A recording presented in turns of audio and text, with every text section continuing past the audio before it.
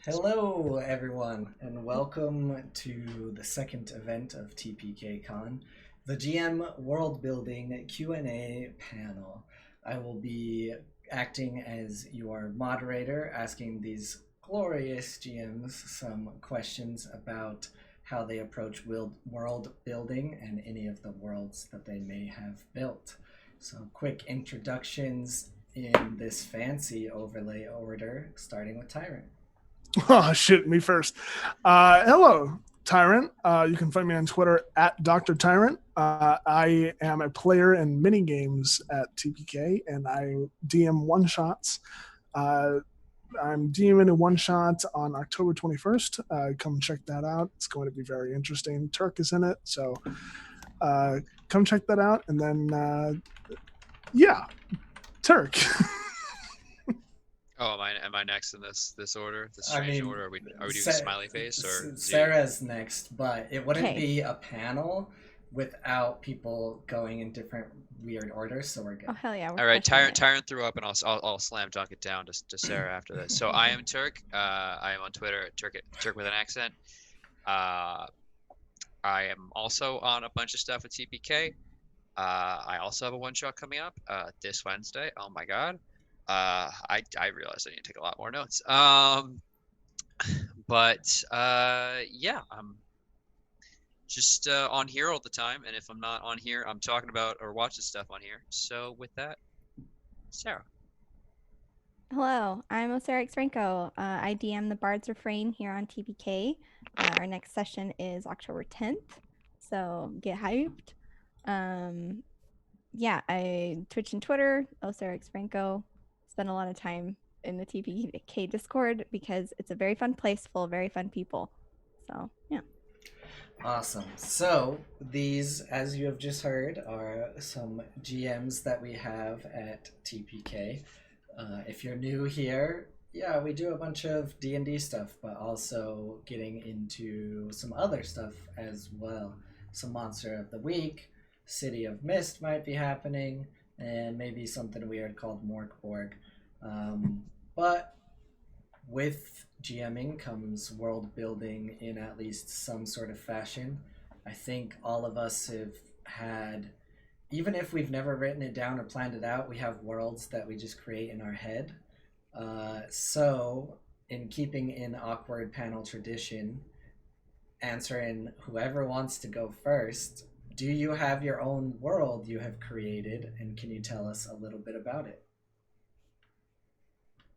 Go on, I'll go first. I'm literally always talking about this. Okay, cool. Hi.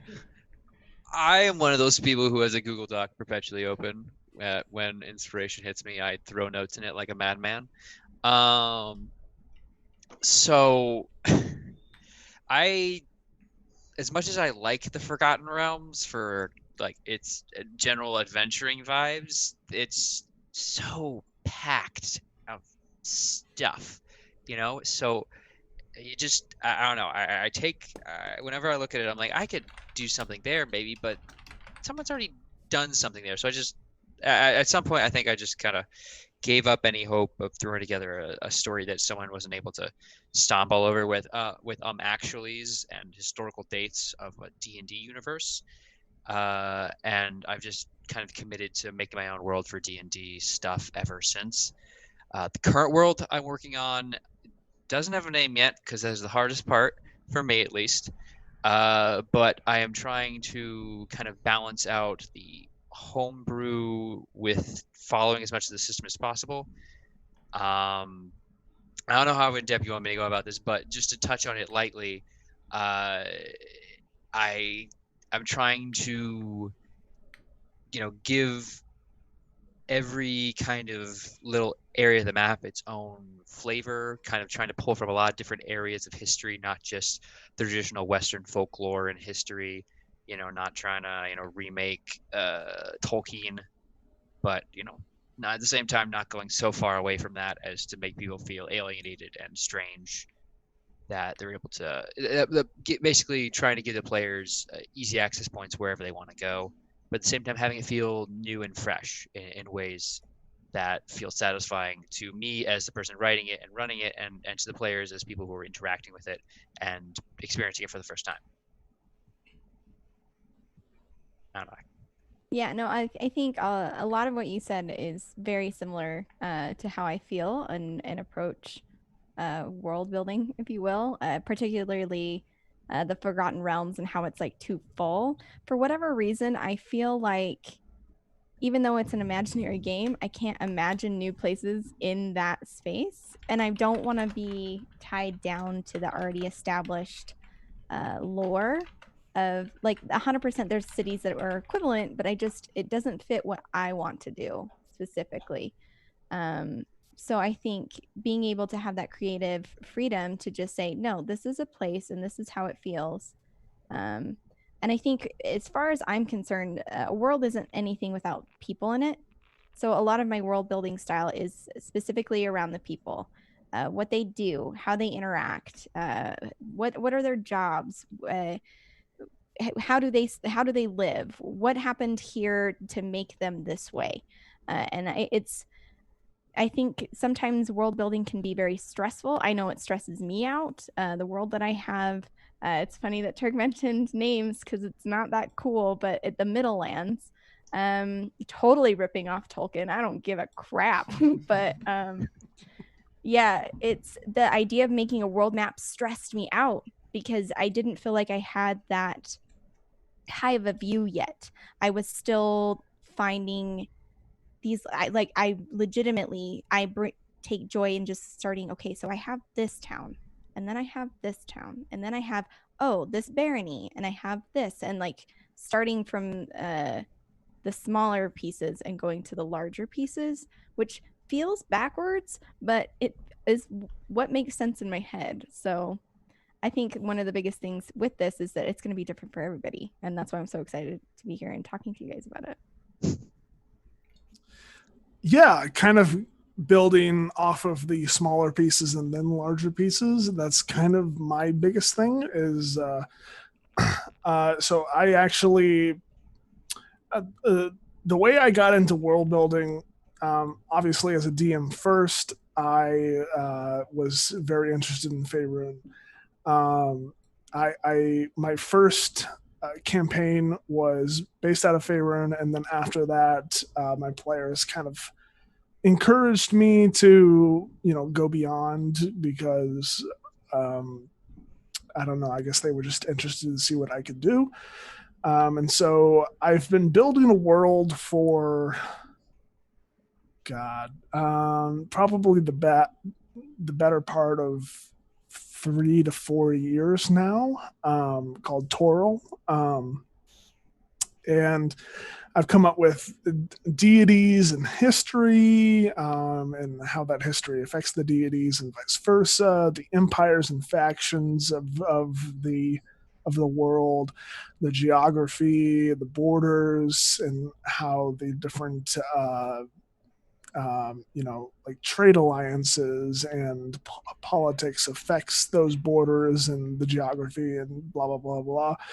And aside from using that purely as a world for TTRPG campaigns, I've actually tried to write a book off of that, and it's in progress. It's kind of stalled at the moment. It's kind of a weird concept, and so I'm kind of toying with it, but it's I've definitely tried to flesh out as much of a world as I possibly can, and I can say that it is very difficult because you don't think of certain things until you're like deep in conversation, and then maybe your player says, "Hey, what about this?" And you're like, "I've never thought about that before. Let me think about it," or come up with something right on the spot if you're in a campaign or whatever.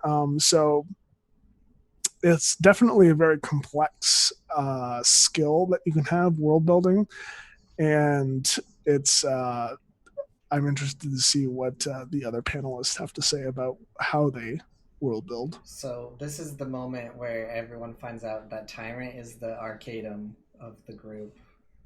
And if you Nope. don't know the reference, you have to just watch any video of Arcadum talk about his world building and how he's made up all his own gods and all this other stuff. I have done that, but I will refrain from comparing myself to someone I don't know. Just the thought of everything type person. Yeah.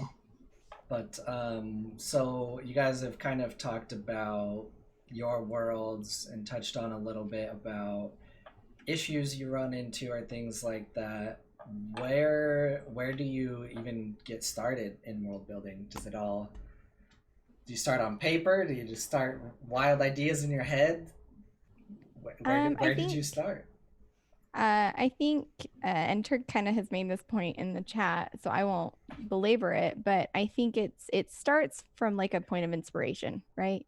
And finding something that is like, oh, that's a cool idea, or that would be cool if it was just a little bit different, or something. Finding that inspiration and then just mulling it over. I feel like as far as a world building perspective, I put very little of it down, which is probably not the best, but it's all a mental thing until it becomes relevant to a session or a character, right? And then those details start to come out. And what I like about that is it makes it flexible for those moments when players say, hey, what about this thing? I don't feel like I've committed, like, no, it has to be this way, and it makes it feel more collaborative. One of the things that I personally love is, and I think is challenging about world building from my perspective, it can be really hard to have a diverse world when it's all coming from one person, and having it feel lived in and authentic. So working with my players to establish places that exist and cultures and ideas, taking from their experience and making something with them is infinitely more interesting to me, because I recognize that I'm just one person with one person's ideas. But I think it starts with it. And again, like my inspirations, if I had to list them, Tolkien, obviously, Tamora Pierce, Robin McKinley, Garth Nix, Neil Gaiman, a lot of these authors that just write phenomenal fiction and have really cool ideas that I can then take and be like, but what about this? In particular, with the Bard's Refrain, all the sessions are based on music, songs, and lyrics of those songs, and that's been a really fun thing to do, because it's how do you link a Phil Collins to a Brooks and Dunn? And how do you do it in a way, in a world that makes sense and doesn't feel just completely disruptive to like what the players are doing? So it's an added layer of mind fuckery for myself, but it is very rewarding. Yeah, if I could build off of that, 100% use your players all the time. You could start off with a chicken scratch on a notebook that says goblins in north, people in south, and just tell that to someone else that's going to be playing your campaign, and use that. 100% use that.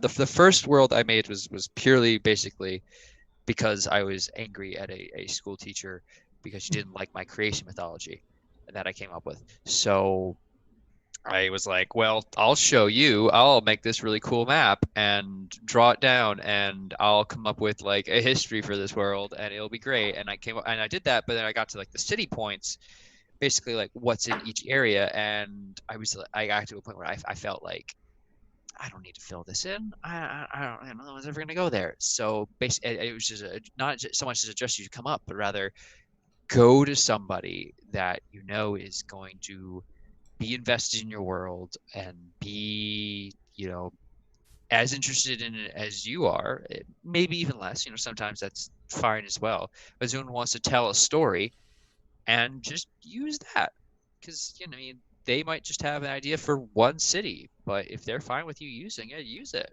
It makes it feel good if they can walk into a place and be like, oh, this is my hometown, this is where this and this and this and this happened, and they know that partly because their characters from there, but also because they helped write it. It makes it so much more collaborative. Like everyone's more invested. 100%. It's the soul of D&D is a bunch of people sitting around a fire swapping stories and like communitively coming together with something. You know, it all grinds down to that in my mind. So why does the DM have to all of a sudden come up with every crazy twist and turn in this world? You know, that's one thing I love approaching even from the player side is you come to a world that's got this, it's got facts, it's got fixed points, but you can find the empty spaces you can fill in. And as a DM, of course, you use your resources. So I guess to get back to the original question, the place to start for me is literally anything. If you are bored with the traditional settings, if you don't want to run a normal adventure, if you just think, but what if magic didn't exist in this world? What if it was more bare bones? Put it down on a note, a sticky note, throw it on a wall somewhere, and just kind of keep thinking about it every once in a while. There's no deadline for when you're world building, unless you are like told all your friends and they're like, yeah, you should run a session next Tuesday. Then you kind of have a deadline. But at that point, you did it to yourself. you did it to yourself because you shouldn't be that enthused about your world and mean- be sharing it with people if it's not ready. Dare you? You The only audacity. have a couple hours worth of deadline though, because if you write the Hmm. first 3 to 4 hours and then say, okay, that's the end of session 1. Exactly. It's just you're always the fact is the DM's always in the driver's seat. It's just, you know, sometimes the brakes are out. And you just got to say, everyone close your eyes now. I will play a little bit of devil's advocate here. Do it. I am very much so, not necessarily now, but in the past, I have been very much the type of DM world builder that has thought of everything and has written down everything and has not taken advice from players. And what I can say is, had I thought of collaborative storytelling more in the past, it would have given me years to my life because of the stress. But also, honestly, the first thing you should start with is just, if you are going to branch off from a certain source material or realm, think of what is important to you. I mean, what is the most important difference between your creation, your homebrew, and the realm that you have, come from? And that is what you should start with. For me, that most important difference is a combination of the geography, because I love geography and I love how you can manipulate geography to be in a fantasy setting, but also have real world characteristics, and also how the pantheon of your world influences that geography and the history of that pantheon and the history of the continent or the world influencing the current geography. And so the biggest thing for me is really geography, because my biggest play style as a DM is open world sandbox type setting where the players can go anywhere they want, they can do anything they want. And so the most important thing for me is being able to make sure that they have the ability to go wherever they want. So before they even start session 1, I want to make sure that they have at least a continent fully fleshed out for them. I'm not saying that it's, I have everything down to the absolute minute detail, but at the same time, I want to make sure that they have at least, thank you for my next role, HP. But I want to make sure that they at least have something in each town, in each region, so that they have plot hooks, so that they have an interest to be there. And it's not me fumbling through my notes. It's not me trying to create something on the spot. I feel like a little bit of preparation in every general area has a profound impact on the players as they kind of go through the world. Awesome. I agree. I think the preparation part is like important, because riffing is hard, like, and telling an engaging story. That's why I'm here for TTRPGs. You'd like, I think that's a completely valid point. Is you do need to at least have an idea of where you want to go, but be open that maybe the route you initially determined isn't the best way to get there. I think that's true of obsessions in general and out in world building at large for me. Totally agreed. 100%. So we had a question back from Gab, which fits in Gab Mage, which fits in perfectly to this kind of area. How do you go about figuring out the history of your world? And I'll add a little to say, when I made my first homebrew campaign, I made the mistake of just being like, this is what's happening. And then when they started asking about history things, I was like, oh yeah, this history, that's a thing. So how do you guys go about doing that? I think it depends, right? So I can give a concrete example, right? So in my last session of the Bard's Refrain, my party went to a town of Hardrest, which is just something that came out of nowhere. But why is this place interesting? Why do people live there? Why do they exist there? I'm sure I could expect my players to just interact with them and say, like, not ask any questions. But that would be robbing them of the full experience. So it starts, Hardrest is a place. Here are the main industries that exist there. But in this particular example, this is a town that's like been ruled for the last like 20 years by someone who just was the worst. And the profound impact that has to that community, and how that it drives the way that like my NPCs are going to interact with people who come from the outside, right? And here's the thing: I'm only talking 20 years. Like I think, if you once you get hundreds or thousands of years into the past, like it's still that same profound connection of the reason that we do what we do as human beings, as people, is because of a history that maybe we don't even understand. And you can just pick a place and start from there. It doesn't even have to be 20 years. It could be a year ago. It could be 6 months ago.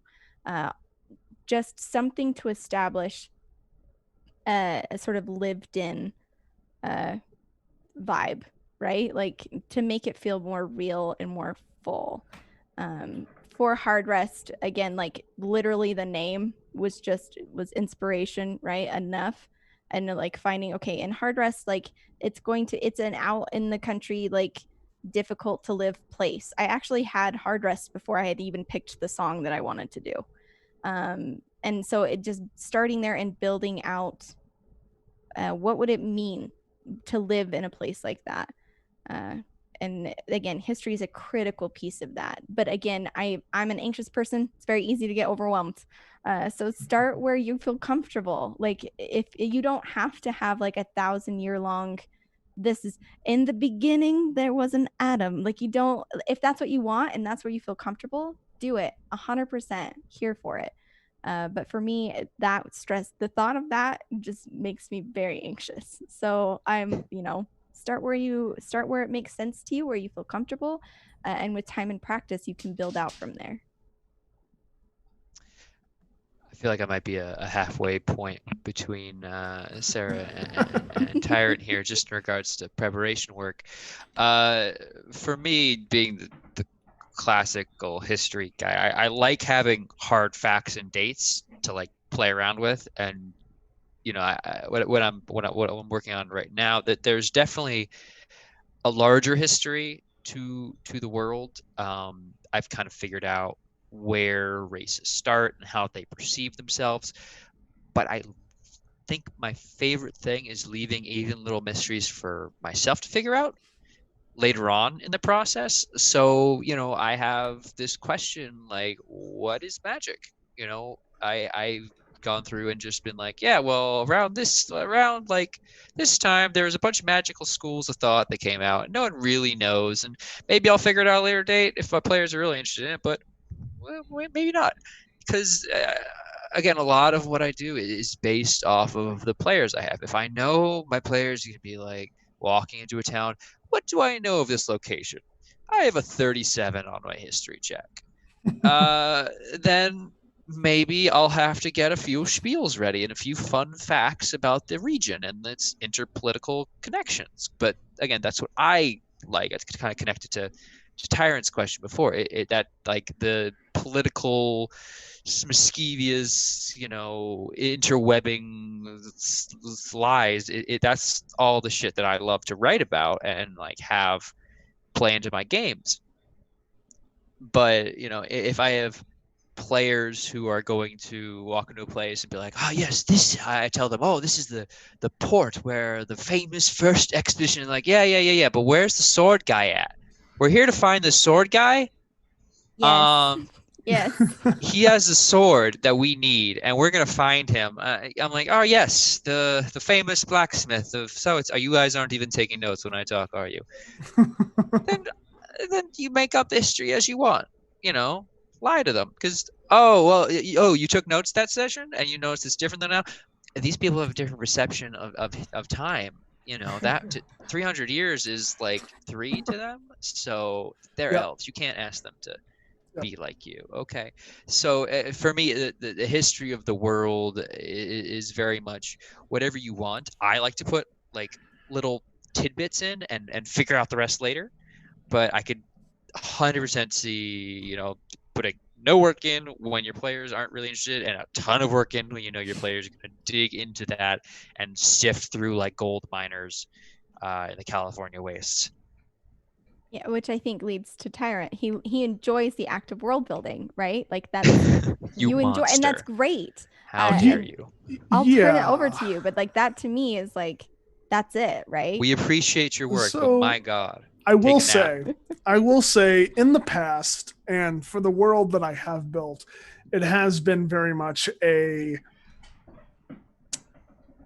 this is the world, this is the minute detail, and that is it.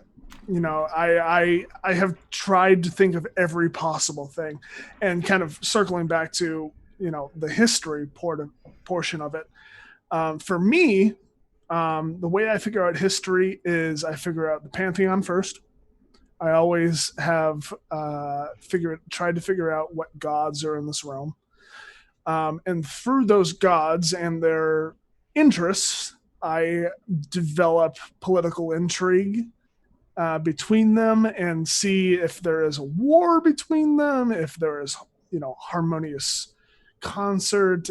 How will the gods, because they are typically supposed to be the ultimate forms of this realm, how will they dictate the history? And from that, I try to figure out how they affect the mortals, and if they are super involved, then it's one thing. If they are super distant, then it's another thing. It's kind of like it very much depends on what is most important to you. And I would recommend, if you are trying to figure out your process for developing the history of your world, figure out what is the most relevant thing to you and your party. What are their specific goals? What are their backstories aligned towards? And if you can figure out the central bulk of that history towards what they want to accomplish, everything else just kind of falls into place, even if you have to bullshit it. I'm not gonna lie. Like, I mean, it's very helpful for a DM, for a world builder, to engage in that collaborative world building a little bit.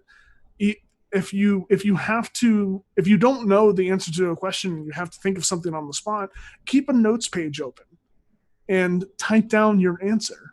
I mean, everything doesn't have to be perfect for your party to enjoy it. some of the most incredible and thought-provoking things that have happened in my D&D campaigns have come from improv. So I don't think you necessarily like. I will be the first person to encourage you to be as succinct and detailed as you can, but I don't necessarily think you have to. I think it's an added bonus onto the kind of basic threshold, if you will. Awesome. Yeah, some of the best world building moments have all come from just BSing. Like, your player keeps asking you where an owl bear is around, and then you just say, you know what? Actually, about 100 years ago, they wiped out all the owl bears. And then now your player has a vendetta to Right. to write that. So You killed my owl bears? What the hell? And then they start a revolution. yeah. It's great.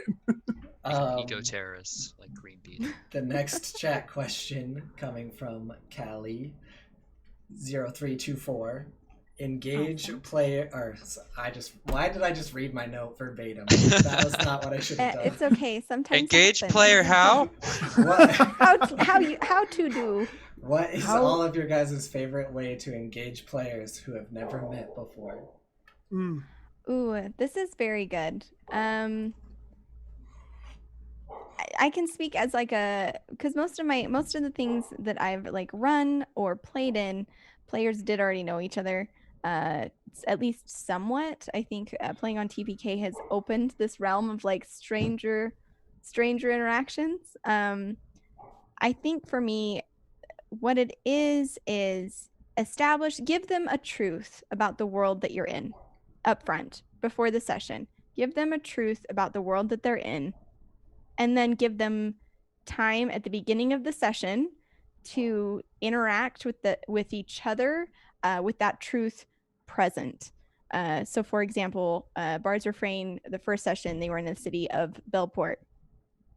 And in the first couple of scenes, it was literally my 4 players, and it was just them in a room. And that's where we started. They were there in a room, and there was a thing that they were waiting for. What are they going to do? And then introducing an NPC that's tied to the truth of the world. In this case, Belport was a city that was this grand bastion of education and merchants and magic, but tragically an earthquake caused large sections of the city to be destroyed, and it's trying to rebuild.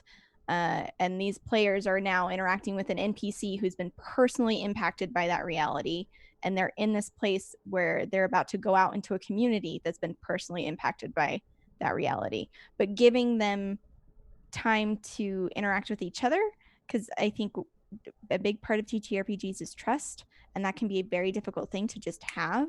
But giving them a moment to establish, hey, this is who we are together, and giving them a truth about the world that they know that they can hold on to and kind of bond over. That would be my advice. And if I could jump in, Torque, I don't know if we Totally. want to continue with We don't this have an order here. What but, is an order? I don't know. So the question states, and I have 2 answers for this. The question itself states, how do you engage players who have never met before? And I think of that differently when you think about players versus characters. For players specifically, I would say give a little bit of exposition. Tell them where they are. You know the traditional D&D trope is, you meet in a tavern, you meet in a bar, and it's pretty stereotypical. It's pretty kind of overplayed, but at the same time, it has a certain feeling when you don't have any pressure on the players. You don't have any danger. There's nothing really going on except for, hey, you're here. You can do what you want. What do you do? And that kind of liberty, that freedom, allows them to expand on, what they've written down in their characters' backstories. And so they will kind of generally play to their strengths. They will figure out what they want to do. They will maybe buy a drink, or they will talk to the local, barmaid or whatever. And generally, they will find each other, at some point, and they will continue to talk, and then you can maybe introduce an adventure. For characters who have never met before, I would advise close to the same thing. I would just say the general idea is don't force them into something too quick. Because at some points, if you introduce too much danger, if you introduce, a pressing situation, they're going to start feeling, okay, what do I need to do for me? And then they may start to act autonomously. They may not even think about the group. And so the biggest thing for me is, how can I get them to interact before there's the quest line, that kind of thing. And so I always try to, and I have used the tavern, the bar scenario multiple times. And, I've used one of the weirder things I've done is I've used a torture dungeon that they've all been dragged to, and they've been left to their own devices. And that's kind of like a group that I've played with before, and they've all just kind of found their way there, and they have to save themselves, save each other, kind of thing. So it's more about finding ways to introduce each other's qualities, each other's skills and mindsets before you introduce a third party, is the biggest thing I can advise. Definitely. What I could 100% agree on is giving new players a chance to get to feel each other out, see how everyone else is acting, especially if they are new players. That was one of the things that I definitely try to emphasize in the one shots that I've run for new people, is start them in a tavern. Let them give a chance to get used to saying, instead of, oh, well, Sir Harrington says, oh, no, I mean, I say, and then they get to respond, and you get to respond in like a funny voice, and they get, oh, okay, I should be doing a thing. I should be getting into character, and they get to pick up on that. Especially if you have another player in the room who can come in to and like they like, oh, we're meeting in a tavern, but they're like okay with it because again, everyone meets in a tavern, but it's because it's really easy and good to start in a tavern. It works. It's the center of town. It's not. No one's going to the town hall to hang out after work. They're It's all like a going level to the tavern. playing field, right? Exactly. Like everyone can feel comfortable. They all have a reason to be there. Everybody knows your name. Exactly. Hell yeah. All right. Now that you said that, I'm just gonna stop this conversation, and we're gonna move on. We're gonna move on to the next question. How do you avoid sandbox realm where you find your players are spending too much time in one place or spending longer than you expected in the one area? One thing I have had success with is working with my players beforehand to have their goal be something far away that the players can travel to. That was something I had a lot of fun doing. It was kind of, they were literally walking. They're all started together from some, traumatic event. But then one player just had this personal goal that everyone kind of gravitated to. He was like, yeah, that's a good idea. Let's get that done because you're a decent person and we believe you implicitly, which was a mistake. But still, that kind of started the progress. So while they did get engrossed in every city they came in, they got connected, they did little side quests, and there was quests available if they wanted to take the detour. You know, there's the problems they could solve, but there was also the little nudging on their brain, like, oh, well, we're supposed to keep moving on. And even when they did get to the city, there was all these, or rather the place, or wherever they need to be. There's like a spot that they're supposed to be in, and they're just sticking there. You as a DM can totally just say, oh, well, you know, so and so needs to go over to this other city as part of their mission or something, to, you know, because you have your connections there. If they're like so ingrained in your setting and you're like, we need to move on, to have one of their connections do it. Just, oh, I need you to go handle something in another city. Just like that, they're on the road again. They're traversing through small towns that you can totally throw one shots at them for, and you know, they're moving again. It's just a matter of you dictating the pace and theming of your world. And as someone asks, and when they ask someone, hey, you're really set up here, I need you to go somewhere else, that reintroduces the unknown and also helps build connections within your world. Oh, this NPC knows this NPC in this city, so that's kind of our starting point, because they know each other and we can be friends because we're friends with that guy. And so it kind of all just builds from there. I feel like my answer is gonna not be in line with this. So Ty, how about you go? I'm gonna hit the disagree button here. So for me, vote a person. all of my preparation is based around sandbox settings. For the typical campaign, obviously, if I'm running a one shot, it's vastly different. But in a typical long-term campaign, I find it hard to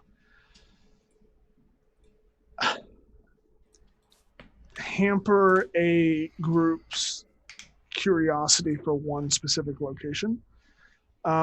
If they, and so that's why I build at least vaguely every location beforehand. And if they really are interested in one location, I will then, you know, between sessions, create more and more and more material for that location. And eventually, obviously, based on the overall plot, that location may run out of material, but then you kind of, if they still want to stay there, you kind of just have to, or at least I try to subtly tell them, hey, you know, in terms of your specific capabilities and needs and wants and desires, this place probably isn't the way you want to go. And the way I do that is by telling them telling their players that, hey, there's this entire other world for you to explore. And the best way to do that is through bounty boards. Bounty boards are a DM's lifeline. And if you can say, hey, out of the corner of your eye, you see this bounty board, and on this bounty board you see this and this and this and this and this and all these other different regions and locations. Obviously, if you're ready for that, then they will most likely get that hint and probably move on. So yeah, before Sarah goes real quick, I'll just say I've experienced where it was fine that we set up shop in a town, or my players set up shop in a town, and they made their whole little house and everything, which is a lot of fun. But then we just had story elements where we left the town for a little bit and we just came back to our home. So you can always build a home in a city. But yeah. Sarah's gonna strike down Turk now, is what I heard. Well, no, I'm not striking down Turk. I'm strike me right here on the exclamation point. I agree with a lot of what you guys said. Here's the difference in DMing and world building style from my side. So the whole concept of my campaign is that I have a source material and then I make that work. I'll be honest, an open world feeling for my campaign is impossible. Like it's too much. It's too much. Maybe I can run a session in 10 years then. You know what I mean? Like Right. that's too much. That's too expansive. So from my perspective, and I think this goes back to a lot of the elements we've already talked about before, is it's almost the opposite of the question. How do you trick your players into thinking they're playing in an open world setting? And using, history, using NPCs, using these different things that we've talked about to make the world feel lived in and open. So they do feel, because what I don't want to tell my players ever is, no, you can't do that. That's feels bad for them. It feels bad for me. It's not great. But being realistic with what I, as a GM and a world builder, can have prepared in order to play on the timeframes that I want to play on. So as far as my impression goes, and making sure that players are engaged in what I'm doing, we're still pretty early on, but making sure, and Turk mentioned it, right? Like having connections between NPCs, having connections between cities, giving your players a framework to explore. Maybe there's gaps between the points, but that doesn't matter because there's a point A and a point B, and how can you connect the players to get there? I know the most evil word in TTRPG is railroading, and you never want to do it. But I do think that there's a fine line between having a narrative and having a story that you're setting out to tell, but having the world feel open and explorable. Yeah, that's a word.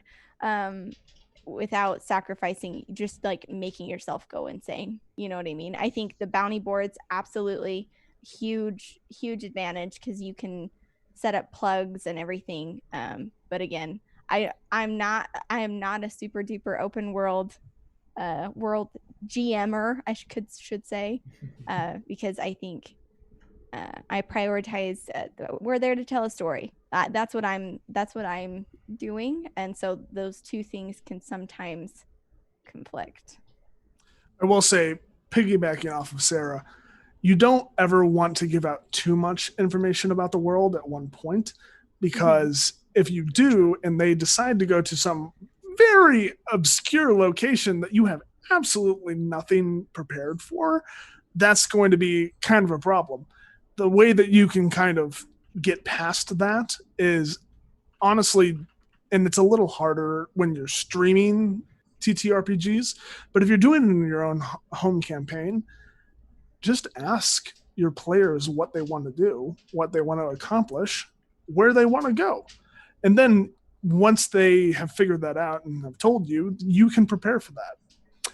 And in low level instances, when their characters are low level and the world is not necessarily as fleshed out as you possibly want, travel time and traveling are a DM's best friend, because you can create an entire session out of travel time, and you can just kind of have like the random pop-up encounter, the random pop-up location that you find along the way that will draw their interest enough for you to stall and create that content for them at the end of the yellow brick road. Yeah, definitely. One thing I've personally used as well is you find a map and for some reason it's not complete, and then I just hide the rest of the full map on Roll20, and then they have to find it themselves. They have to travel, as you said, and find the rest of the world. Exactly. All right, so we're coming up here on the end. If anyone has any last really good questions or hideout, great. Throw them in the chat. We'll try to do a kind of rapid fire round here while we still have a little bit of time. I want to make sure Sarah gets a break before running to another Zoom call. Yes. Yeah, give us some one-word, one-sentence questions that you would love to know. This There you go. is one of my last questions. I want you to answer it in one sentence, nothing more. What is the hardest part of world building? The map. The map. It's so hard. The It's map so is hard. How do you translate like the thing in your head to the silly pre-generated thing because you're lazy and you can't be bothered to actually draw it yourself? Escar's fantasy map generator. It's is wonderful. saint. It's wonderful. It really is. But there's still that part of my brain that's like, but it's not quite right. And I would say maps. Maps the hardest. God, we have a lot of questions in chat right now too. I start with the map. Okay, that's the secret. The hardest part is figuring out all the different names, because that's the hardest part for me in just anything. Is how do you random make it fantasy name okay? generator. But I want my names to be special. I want my names to have meaning. You know, I want you to be able to dig into my name and be like, oh, okay, his name is both representative of his culture, but also carries a deeper meaning into his character concept. And like that's where I'm stuck at, because I'm like, all right, how do I make everyone's name special? And that's just not how names work apparently in life. What's your answer, Tyrant? In-world scheduling. So when the BBG has plans that will change the world, and you have told all your players this, and you need to all of a sudden just turn it on its head, that is probably the most difficult thing to pull off. Cool. What is your favorite monster to run and why? Oh, God. Okay, well, my favorite monster is the Mimic, because it can be anything, and it is the biggest surprise you can give to your players. Hey, you see that tome? Hey, you see that door? Hey, you see that chest? It's a monster. Sorry, you touched it, you're now stuck to it, and you're fucked. So there you go.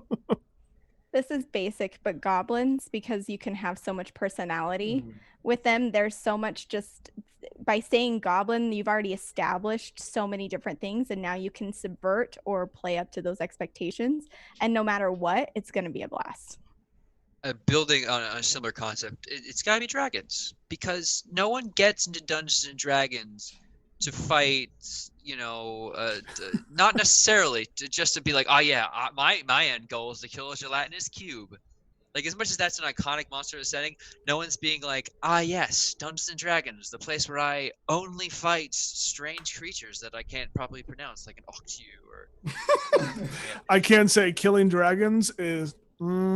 It's fantastic. It's the point where your players are like, go from we can handle anything, and they see just someone torch an entire squadron of known NPCs, and then they're like, we need to rethink our lives.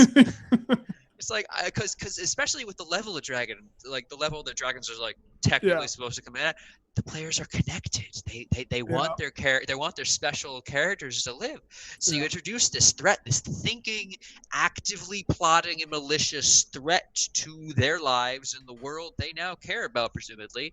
If you've been doing a decent job and they're the kind of players that care about things, they're gonna be like, they're very much gonna be concerned and overthinking everything. Then you get a hashtag TPK when you're level 8, and then you get a hashtag redemption when you're level 17. That's fantastic. Yeah, exactly. See, that's the thing. Nothing is more satisfying than killing and fighting, dying to anything interacting with a dragon, because that is just so ingrained, I think, in human mythos.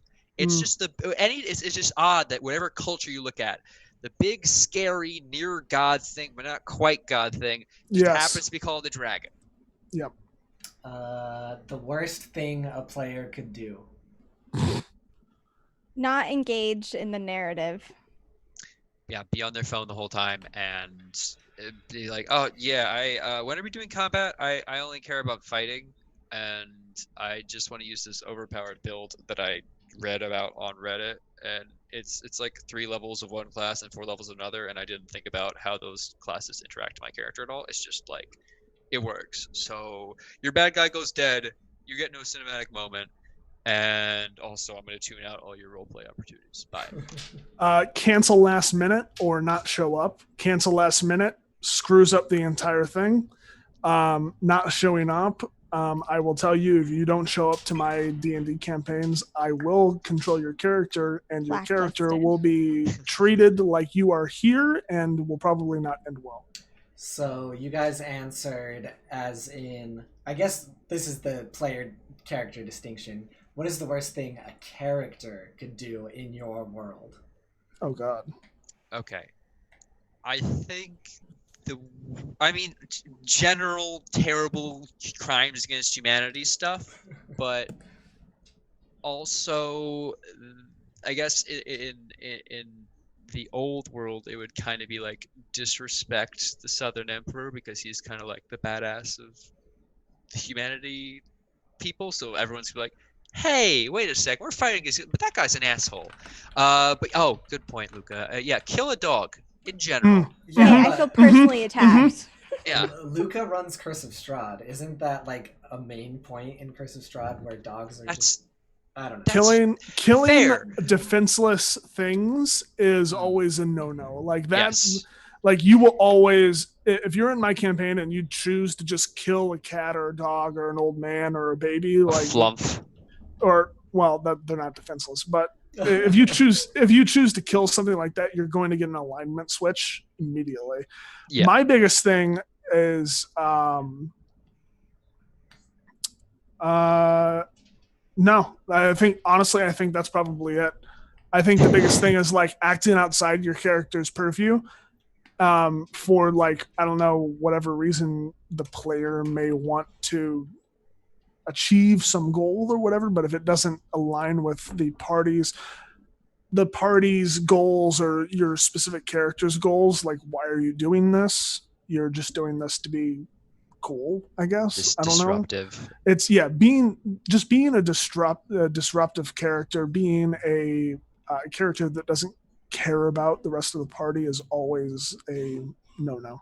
I think you can have characters who are difficult to get along with. I actually live for that. I think that it adds like a new dynamic that you have to sort through and work through.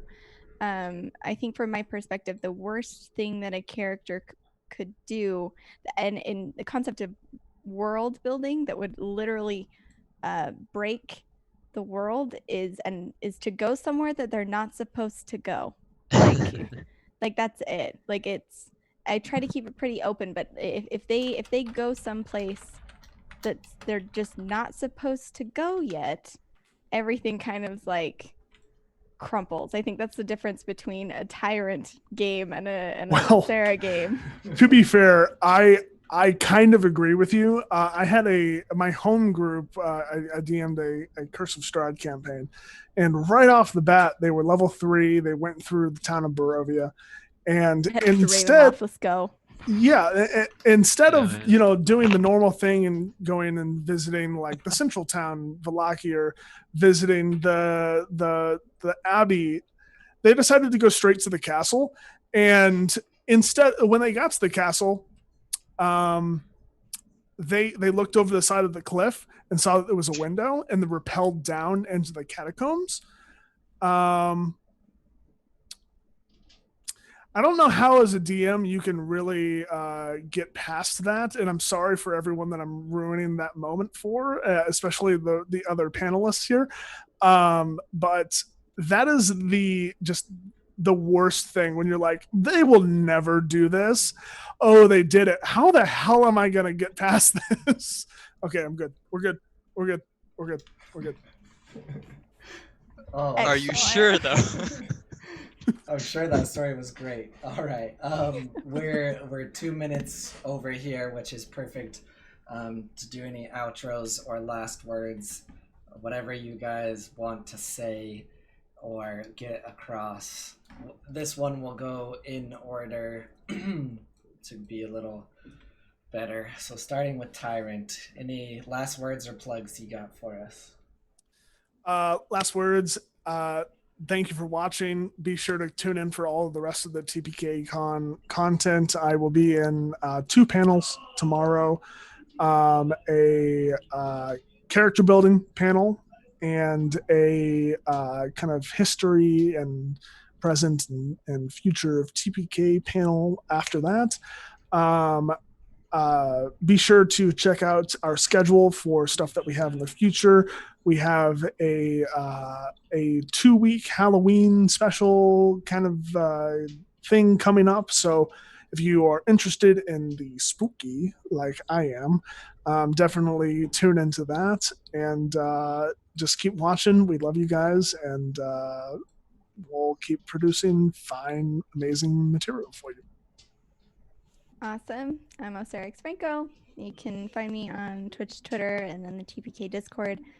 Stick around because in like an hour, we're doing a completely random one shot. I'm talking monsters, dungeons, players, all of it, run by the incredible Luca Lock. So come check it out. It's going to be absolutely insane. I cannot wait.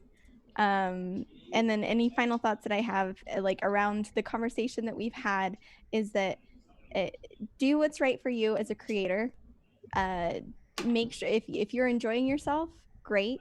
Try to have trust and respect built into your campaigns because that's the real secret of Dungeons and Dragons. And make sure, just remember, it's supposed to be fun. Yeah. I'm going to start with my closing remarks. Always put the work you want to put in, and only as much as you feel your players will need. Because if you work too much, you're gonna feel like you might feel like your players aren't interacting with the world enough, and that's gonna create, this grinding tension between you and your players. And if you don't prep enough, your players gonna feel like you're not gonna take the adventure serious enough, and that's another grinding tension. It's just work with them, ask what they want from the world, then make it. I am Turk, or Turk with an accent, or sometimes people still call me Sturk. It's a toss up these days. But I am on Twitter and the Discord and other places, assumedly. You can find me.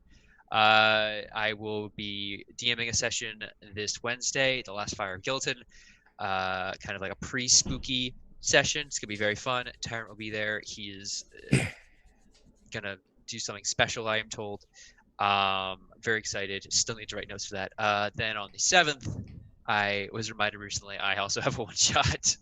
So I'll be doing Watchers in the Dark, which I've got an awesome group for. Very excited to kick off some of the extra spooky stuff from with some excellent content from the Arcane Library. Very excited to run anything from that group in particular. That's right. Sir Heckalot will be in that, so tune in. Get hype.